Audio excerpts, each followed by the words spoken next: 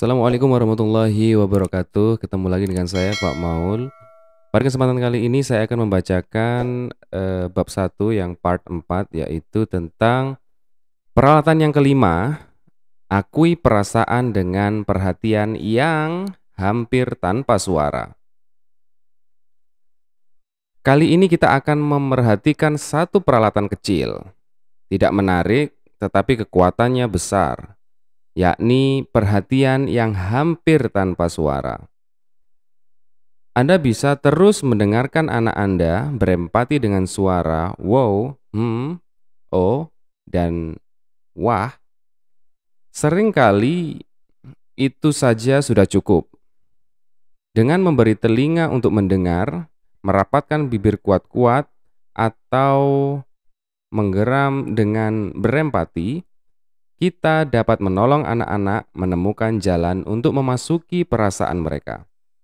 Hadiah yang bisa kita berikan bagi mereka adalah dengan tidak mencegah mereka berproses. Misalnya dengan tiba-tiba memberi nasihat, pertanyaan, maupun koreksi. Hadiah paling penting yang perlu kita berikan kepada mereka adalah perhatian penuh dan kepercayaan untuk melakukan semua itu. Sarah menceritakan kepada kelompok kami pengalamannya dengan peralatan ini. Kisah Sarah, pertengkaran saudara kandung. Saya telah mengalaminya. Anak perempuan saya yang berusia 7 tahun datang saat kami mau tidur untuk mengeluh tentang adik laki-lakinya. Sekali lagi, di waktu selarut itu, saya sudah tidak punya kesabaran. Yang muncul dalam benak saya hanyalah kapan ini akan berakhir. Si adik masuk ke kamarnya, memegang mainannya tanpa izin, menggodanya, dan yang lainnya. Biasanya saya akan mengatakan kepadanya bahwa ia masih kecil, sehingga harus lebih bersabar. Namun, itu hanya membuatnya mengeluh dengan suara yang lebih keras dan emosional. Kali ini saya hanya berkata, ya, lalu, oke. Tidak ada hal luar biasa yang saya lakukan. Setelah 5 menit, ia berkata, oke, aku mau membaca sekarang. Sambil memberi kecupan selamat malam, saya tidak perlu memecahkan masalah apapun, dan saya pun bebas. Kisah Michael. Hari yang sangat buruk. Jamie, anak Michael, pulang dari sekolah dan berkata, "Aku mengalami hal yang buruk dan semua orang membenciku." Biasanya saya pasti membantahnya. Bagaimana mungkin seorang anak prasekolah bisa mengalami hal yang buruk, padahal tugasnya hanya bermain, menggambar, dan mendengarkan cerita. Tidak perlu mengisi formulir pajak atau terjebak kemacetan lalu lintas. Dan tentu saja tidak mungkin semua orang membencinya. Saya pasti akan mulai menyebutkan orang-orang yang sayang padanya, orang tua, saudara-saudara, kakek nenek, dan teman-temannya. Kali ini saya hanya memberi yang pasti simpatik dan sebuah rangkulan hangat. Ia duduk dan menceritakan bahwa temannya Max sangatlah menjengkelkan.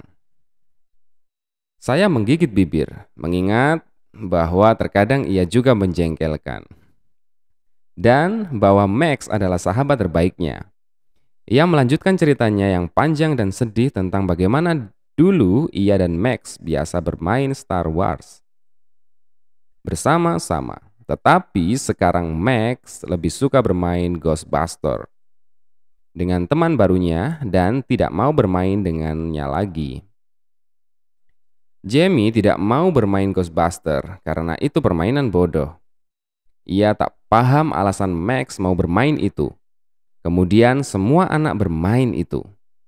Ia mengatakan semuanya itu lalu pergi begitu saja untuk mengambil camilan.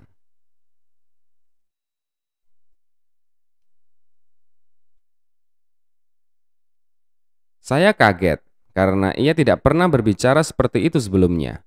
Saya tidak tahu bahwa anak usia prasekolah bisa memiliki kehidupan sosial serumit itu. Saya merasa sedih mendengarnya, tetapi percaya ia mampu mengatasinya. Setelah selesai menceritakan segala musibah yang dialaminya, ia tampak lebih ceria. Kisah di atas adalah akhir sesi kami hari ini dan hampir kehabisan waktu. Tetapi Tony mendesak untuk menceritakan kisahnya sebelum kami pulang. Kisah Tony. Saudara adalah orang yang paling tahu.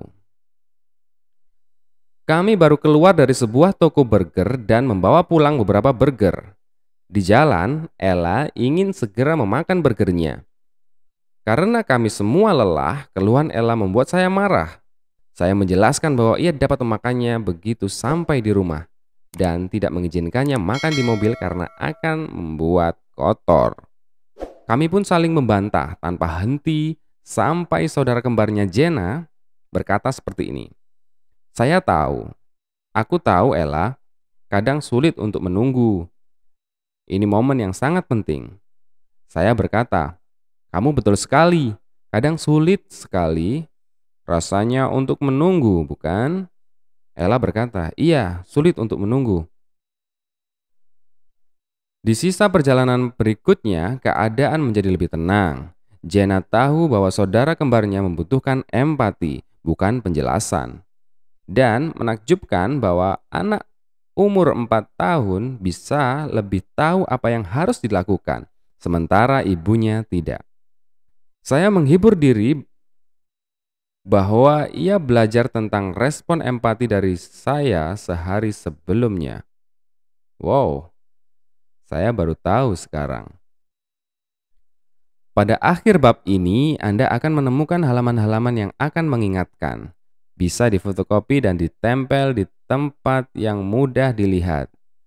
Benar, Anda sudah selesai membaca materi ini, tetapi bukan berarti bisa segera menerapkan ketika terjadi masalah. Saat bayi Anda menangis, susu tumpah berantakan, roti bakar Anda gosong, anjing Anda membawa lari popok anak Anda, maka Anda harus bisa memeriksa pilihan tindakan dengan sekali pandang.